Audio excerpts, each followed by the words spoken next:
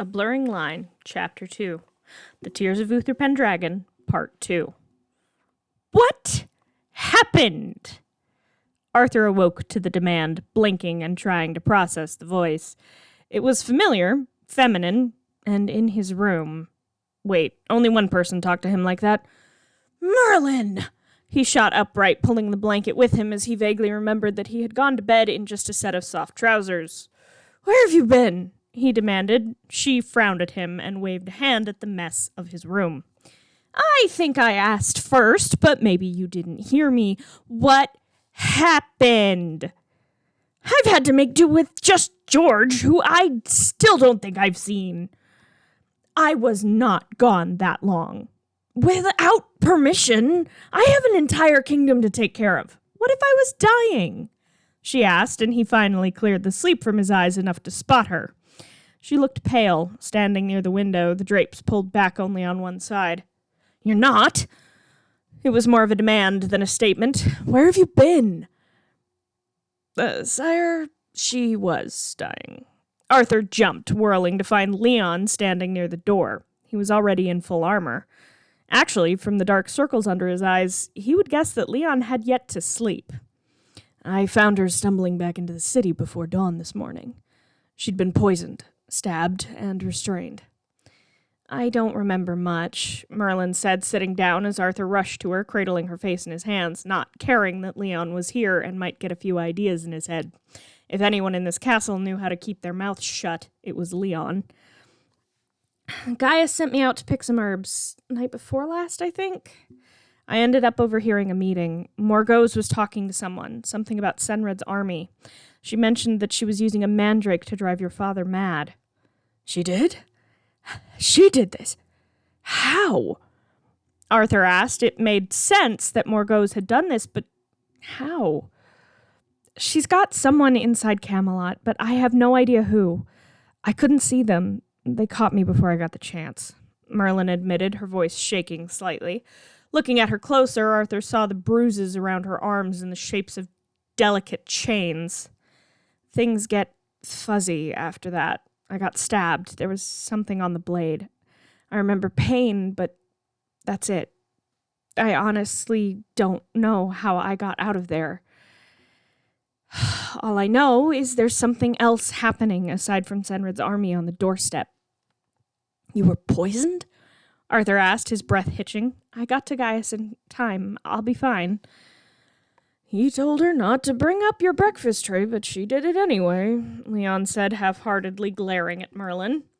I carried it in my left hand. It's fine, Merlin said, shooting him a look.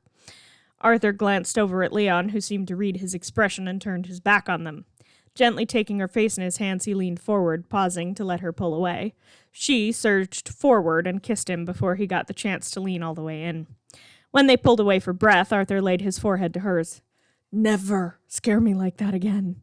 I need you around, Merlin. He muttered.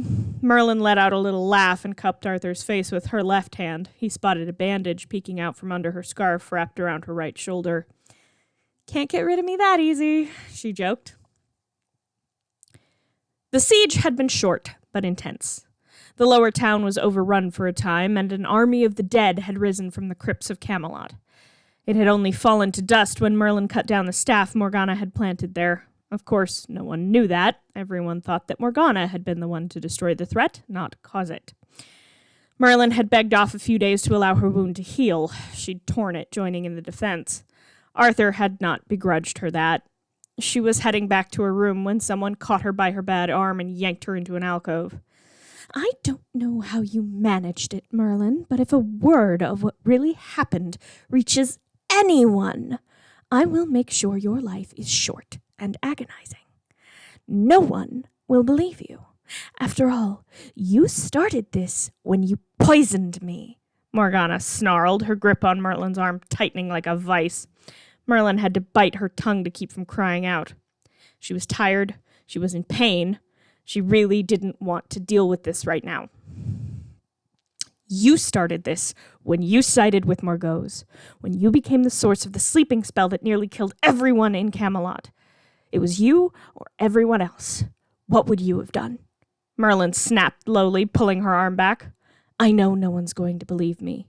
You missed quite a bit while you were gone." She slipped away while Morgana digested that statement. Merlin had done some research in that first month or so on the spell that had nearly felled Camelot.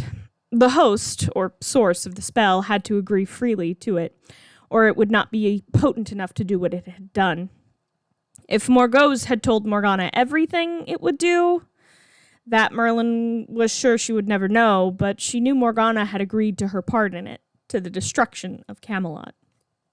Merlin slammed her door behind her and paused. Leon was standing in her room. Unlike last time this had happened, he was not in full armor, but in a tunic and breeches. She wasn't sure when the last time she'd seen him out of the armor of Camelot was. On instinct, her eyes flicked to the last place she'd put the book Gaius had given her. It rested just under her bed, peeking out the end, between her and the knight. Gaius had told her that Leon knew. They'd worked out what to tell Arthur, but she didn't know how much, or how he knew. How long have you... He trailed off. She turned to check that the door was closed. "I was born this way, Sir Leon. I never had a choice." That made Leon blink and sit down on one of the storage boxes that made up the spare furniture in Merlin's room. "What in the name of sanity are you doing in Camelot?" "My mother sent me here to learn from Gaius. That part was never a lie. We just never told anyone what I was learning," Merlin said, sitting across from Leon on her bed. "But there are sorcerers outside of Camelot, easier ones to find and learn from. Why here?" he asked, shaking his head, trying to understand. She knew now why he'd come without his armor. He was trying to make her more comfortable, not coming as Sir Leon the Knight of Camelot, but as Leon, her friend. "People aren't supposed to be born with magic. I was levitating objects before I could speak, setting small fires when I got mad, making it rain when I was upset, all before I could walk. Even for those with magic, they shouldn't be able to do that," Merlin said, looking down at her hands. "My mother thought Gaius might have the answers." "Did he?" "No. The dragon did, though. There's an old legend, a prophecy. It's supposed to be about Arthur. I have to keep him safe," Merlin said. Sure, it wasn't all of it, but she was still a little weirded out that she was telling Leon any of this. He nodded, seeming to sense her discomfort. "How can I help?" he asked. Merlin blinked at him. "What?" "You've been protecting Arthur for 3 years by yourself. I think maybe Lancelot knew. That's why he left instead of staying for Uther's judgment. He would not take credit for something he didn't do." "Lancelot knew. Hard to disguise when your lance is coated in blue flames. The griffin could only be killed with magic." "Something similar was said about the questing beast. Was that you as well?" "Yes." "You're the reason he survived that too, aren't you? It's supposed to be fatal, the old religion choosing someone to die. I looked up a book from Joffrey when he was wounded," Leon said when Merlin looked confused. She nodded.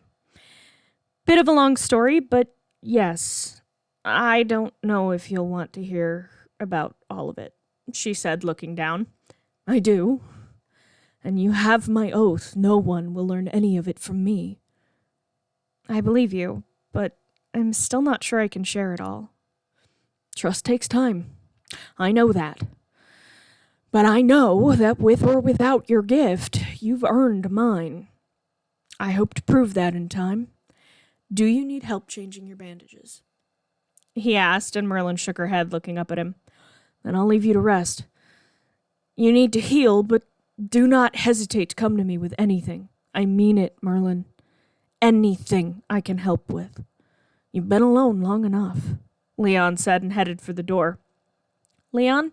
He paused at her call. "Thank you. It means a lot to know I have a real friend here."